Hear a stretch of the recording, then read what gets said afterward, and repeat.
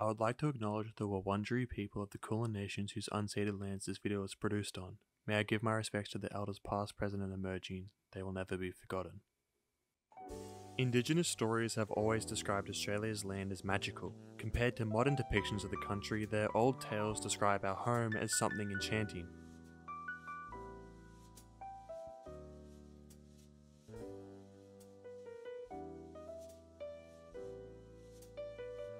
For a fun arcadey co-op game about magical cooking, Innchanted is very upfront and open with its Aboriginal setting and inspiration, as well as its relation to the Stolen Generation. The world is built around the Aboriginal tales that once worked as a description of Australia before European settlement, and embraces the magical sense of wonder that said tales express, without shying away from taking shots at the white colonisation of their land in both its story and characters.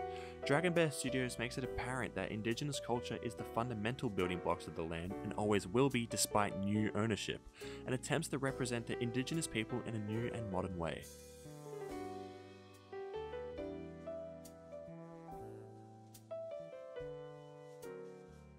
In Enchanted, the player follows a group of young adventurers led by Aboriginal child Yurung as you try to get her uncle Babu's inn back from the evil wizard Colonizer.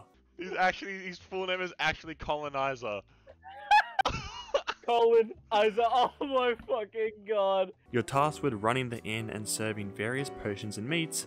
Each customer is taken from Aboriginal history, either the wildlife or an elder with traditional Indigenous names. Along the journey, the player unconsciously discovers pigments from Aboriginal tales, which fully grosses them into the world of Indigenous Australia. Each level is meticulously designed with the place around you meant to represent how beautiful and vibrant, yet earthy and homely Australia's land was before Western colonisation.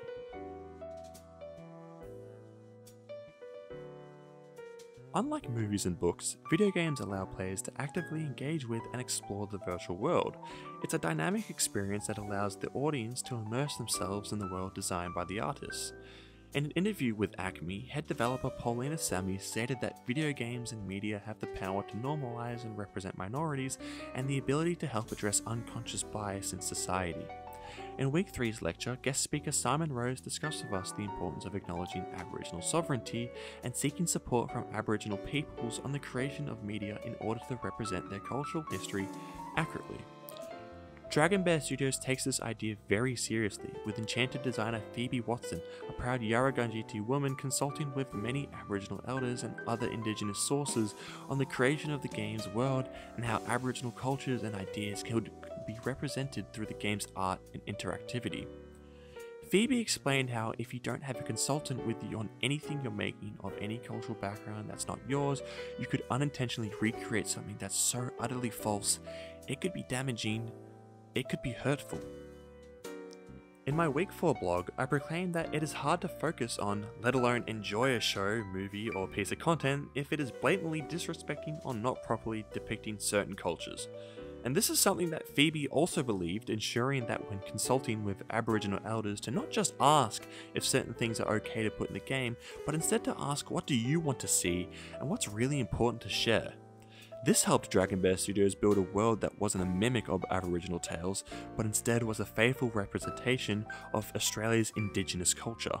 In Week 10's reading titled Representing the Place Pastiche, author Stuart C. Aitken discusses the film Paris, Texas by Wim Wenders and its representation of place and landscape. He discusses the importance of studying the interrelations between film and the politics of social and cultural representation, and argues that spaces and places in film reflect cultural norms, societal structures, and ideologies impacting the audience's experiences. I believe this concept can be applied to Enchanted through their representation as not just a film but as a video game. The world that Dragon Bear Studios creates for the game is one that they want reflected upon, and one that leaves a lasting impression on the player.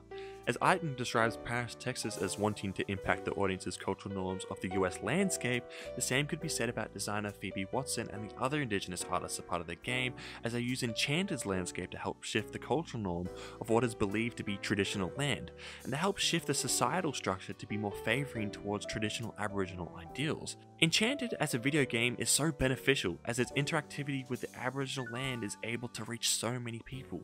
The game can become so beloved that it is practically able to rewrite one's views on Australia in favour of a more traditional outlook, helping celebrate Indigenous culture.